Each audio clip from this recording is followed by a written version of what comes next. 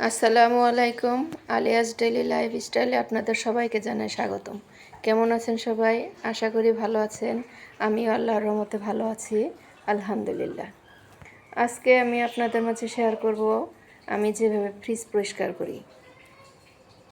আমি ফ্রিজটি পরিষ্কার করেছিলাম কুরবানি ঈদের মধ্যে, প্রায় 3 মাস হয়ে আসে।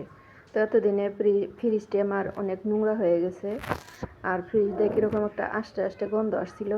তাই আমি ফ্রিজের সব জিনিসপত্র নামিয়ে প্রথমে আমি ফ্রিজটিকে বন্ধ করে নিয়েছি, সুইচটা বন্ধ করে নিয়েছি। তারপরে যে দেখতে পাচ্ছেন আমি ফ্রিজের সব জিনিস একে একে নামিয়ে নিচ্ছি। নামিয়ে নেওয়ার পর তারপর আমি ফ্রিজটাকে পরিষ্কার করব। আপনাদের মধ্যে একটি কথা বলে রাখি, আপনারা অনেকেই আমার ভিডিওটি দেখেন কিন্তু লাইক দেন না, সাবস্ক্রাইব করেন না। আমি তাই সকলের কাছে অনুরোধ করে বলছি, আপনারা আমার চ্যানেলটিকে যারা দেখবেন তারা সাবস্ক্রাইব করবেন এবং লাইক দিবেন এবং কমেন্ট করবেন। এটা আপনাদের কাছে অনুরোধ করে বলছি।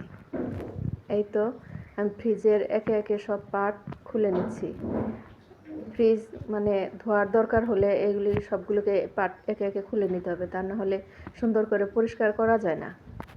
আমি ওয়ালটন ফ্রিজটি ব্যবহার করি। আমি এর আগে যে আমার ওয়ালটন ফ্রিজ যেটা ছিল ফ্রিজ, সেটা ওয়ালটন ছিল। তো আগের ফ্রিজে আমার যে সমস্যাটা হতো, মানে বছরে 3-4 বার আমার মিস্ত্রি বাসায় আসা লাগতো ফ্রিজ ঠিক করার জন্য।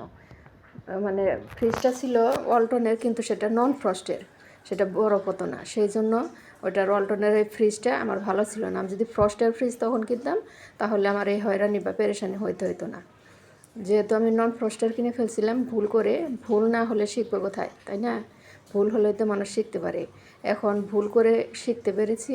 এখন আর ওয়ালটনের ফ্রিজ আমি কিনেছি ঠিকই, কিন্তু এখন আর আমি নন ফ্রস্ট কিনিনি, ফ্রস্টের ফ্রিজ কিনেছি। তো আপনারা দেখতে পেরেছেন যে আমার ফ্রিজে কতটা পরিমাণ বরফ জমেছে। ওই বরফগুলি সব সুন্দর করে বের করে নিয়ে এই যে আমি ভিম লিকুইড ব্যবহার করছি, যাতে একটু লেবুর ঘ্রাণ আসে। এই জন্য আমি অন্য ভিম বার ইউজ করিনি, আমি ভিম লিকুইড দিয়ে ওইটাকে পরিষ্কার করে নিচ্ছি, যাতে লেবুর একটা স্মেল আসে। এখানে আমি আপনাদের একটা ছোট্ট টিপস বলে দিই। যারা ফ্রিজ পরিষ্কার করার মতো সময় এতটা পান না, সব সময় ব্যস্ত থাকেন, তাদের জন্য এই টিপসটি।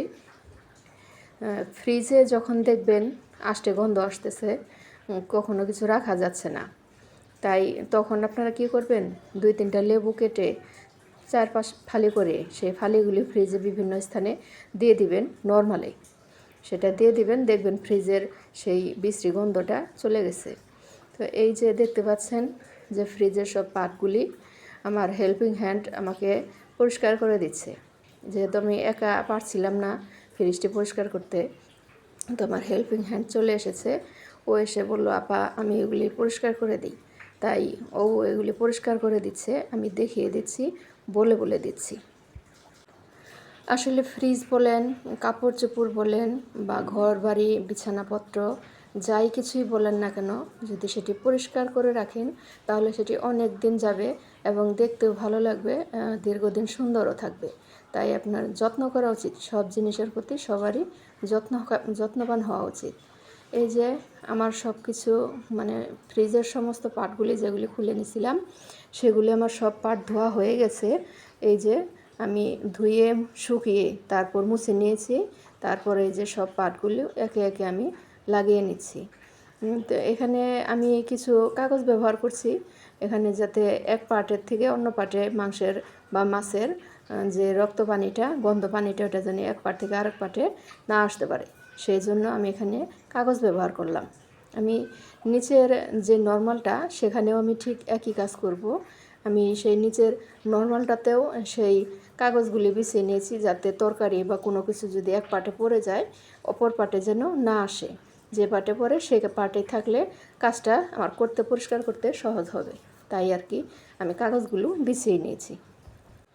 এই যে আমার ফ্রিজ পরিষ্কার করার পর আমি পুরা ফ্রিজটি গুছিয়ে নিয়েছি। এই যে আপনারা দেখতে পারতেছেন আমার পুরা ফ্রিজ গুছানো হয়ে গেছে। ওই যে উপরে ডিপটাও আমার গুছানো হয়ে গেছে, নিচে নর্মালটাও আমি পরিষ্কার করে রেখেছি। এই তো আমি কথা বলতে বলতে আমি ভিডিওটির শেষ পর্যায়ে চলে এসেছি। ভালো থাকবেন সবাই।